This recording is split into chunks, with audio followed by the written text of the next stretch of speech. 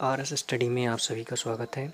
कक्षा 10 B NCERT गणित में आज हम प्रश्नावली 6.2 का प्रश्न क्रमांक 1 हल करेंगे। बहुत ही आसान प्रश्न है दोस्तों, बहुत ही ध्यान से इसको आप समझिएगा। प्रश्न क्या है हमारा, आकृति 6.17। इस 6.17 में हमें दो आकृति दी गई है, 1 और 2 में डी समांतर है बी सी के। ठीक है, आकृति में डी समांतर है किसके, बी सी के, जिसमें पहले भाग में हमें ए सी का मान और दूसरे भाग में हमें ए डी का मान ज्ञात करना है। तो दोनों आकृति को पहले हम देख लेते हैं। ये पहली आकृति है, ठीक है। इसमें हमें क्या ज्ञात करनी है, ई सी ज्ञात करना है। इस भाग में हमें ई सी का मान ज्ञात करना है। इसमें हमें ए डी दिया है, डी बी दिया है और ए ई दिया है, ठीक है। और हमें यहाँ पे ये ज्ञात करना है। पहली आकृति ये होगी। और दूसरी आकृति में हमें इस तरह की आकृति दी है और हमें यहाँ पे ए डी का मान ज्ञात करना है, ठीक है। तो सबसे पहले जो दिया गया है वो हम यहाँ पे लिख लेते हैं। दिया है, क्या दिया है यहाँ पे हमें, डी ई समांतर है बी सी के। दोनों आकृतियों में ये वाली लाइन और ये वाली जो लाइन दिख रही है आपको, ये दोनों समांतर है, ठीक है। इसमें भी और इस वाली आकृति में भी, ठीक है। तो चलिए यहाँ पे दिया है वो हम लिख लेते हैं कि डी ई समांतर है बी सी के। इसके बाद में क्या करेंगे, हम इसका पहला भाग लेंगे, ठीक है। तो ये तो दोनों के लिए दिया गया है, तो पहला भाग हम यहाँ पे लिख लेते हैं। तो पहली आकृति में हमें क्या क्या चीज़ दिया गया है, तो पहली आकृति में हमको दी गई है, यहाँ से स्टार्ट करते हैं, ए डी का मान दिया गया है। तो ए डी बराबर कितना दिया गया है, 1.5 सेंटीमीटर। तो 1.5 सेंटीमीटर हो गया। उसके बाद में क्या दिया है, डी और बी का मान दिया है। तो ये हो जाएगा डी बी बराबर 3 सेंटीमीटर। उसके बाद में दिया है हमें ए और ई का मान, 1 सेंटीमीटर। तो ए ई का मान दिया है कितना, 1 सेंटीमीटर, ठीक है। तो पहले भाग के लिए जो हमको दिया गया था वो सारी चीज़ें हमने यहाँ पे लिख लिया है। लेकिन आपने अगर थेल्स प्रमेय वाला वीडियो देखा है तो उसमें आपने देखा होगा हमने क्या सिद्ध किया था वहाँ पे, ए डी बटे डी बी बराबर ए ई बटे ई सी, ये हमने सिद्ध किया था, ठीक है। इसी का प्रयोग हमें यहाँ पे कर लेना है। तो यहाँ पे भी हम लिखेंगे ए डी बटे डी बी बराबर ए ई बटे ई सी, ठीक है। ये प्रमेय हमारी 6.1 थी जिसे हमने सिद्ध किया था। इससे हम थेल्स प्रमेय या आधारभूत समानुपाती प्रमेय भी कहते हैं। आपने अगर नहीं देखा है तो आप प्लेलिस्ट में जाइए, चैनल की प्लेलिस्ट का लिंक नीचे दिया गया है, वहाँ से आप इस प्रमेय को बहुत अच्छे से समझ सकते हैं, ठीक है। अब इसमें हम मान रखेंगे। तो मान रखने पर क्या मिलेगा, देखिए ए डी का मान कितना है, 1.5 है। तो 1.5 यहाँ पे रख लेना है। फिर डी बी है, डी बी का मान कितना है, 3 है। तो यहाँ पे 3 रख लेना है, बराबर ए ई का मान कितना है, ए ई का मान 1 सेंटीमीटर है, 1 सेंटीमीटर यहाँ पे रख लिया। ई सी का मान कितना है तो नहीं दिया है, तो ई सी का मान हमें यहाँ पे निकालना होगा। अब इस कंडीशन हम क्या करते हैं, तो त्रियक गुणा करते हैं, ठीक है।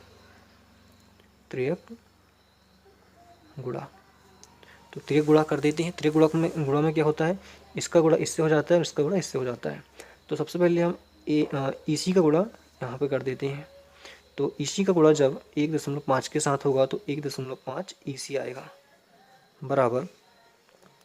अब एक गुणा 3 के साथ कर देते हैं तो 3 ही आएगा, क्योंकि 3 एकम 3 होता है। चूँकि हमें यहाँ पे सिर्फ ई सी का मान चाहिए, तो ई सी का मान चाहिए, इसलिए 1.5 का पक्षांतर हम इधर कर देंगे। तो इधर किस में चला जाएगा ये, तो इधर ये इसमें भाग में चला जाएगा, ठीक है। तो इसको हम हल कर लेते हैं। ई सी बराबर, देखिए यहाँ पे क्या है, पॉइंट है। तो पॉइंट हटाने के लिए ऊपर 1 लगाते हैं, जितनी संख्या होती है उतना शून्य हम लगा देते हैं। तो 3 इसके गुणा में दशमलव का 1 आ जाएगा और साथ ही एक संख्या है तो एक शून्य आ जाएगा। तो नीचे कितना बचा अब, तो नीचे बचा 15, दशमलव हट गया तो 15 बचा।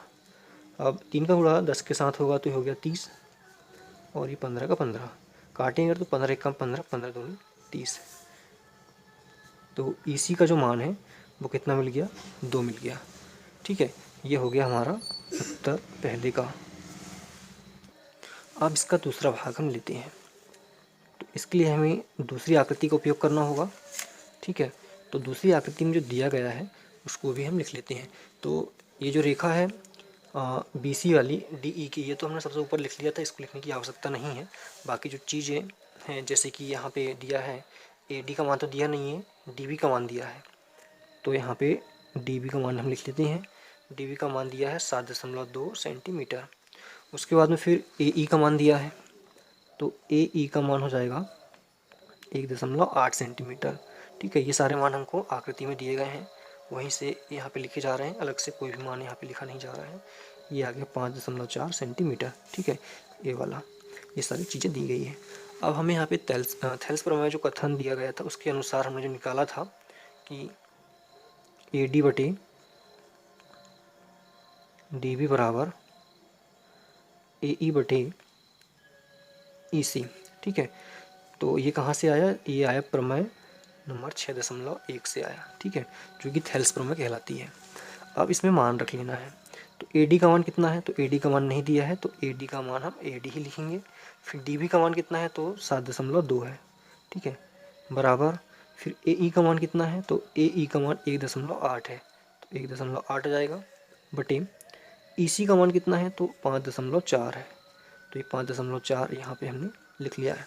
ठीक है, अब यहाँ पे हमें त्रियक गुणा कर लेना है।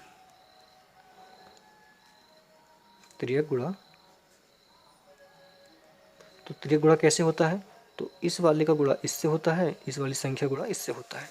ठीक है, तो जब हम ए डी का गुणा 5.4 से करेंगे तो 5.4 ए डी आ जाएगा, बराबर 7.2 गुणा कर लेते हैं 1.8 के साथ, तो देखते हैं कितना आता है।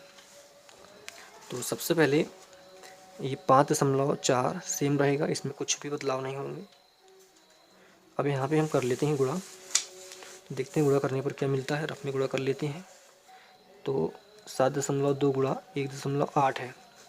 ठीक है, तो अभी 8 का गुणा हम पूरे से कर लेते हैं, तो 8 19 16, 16 का 6 हासिल का 1, और 8 7 56 और 1 57 हो गया।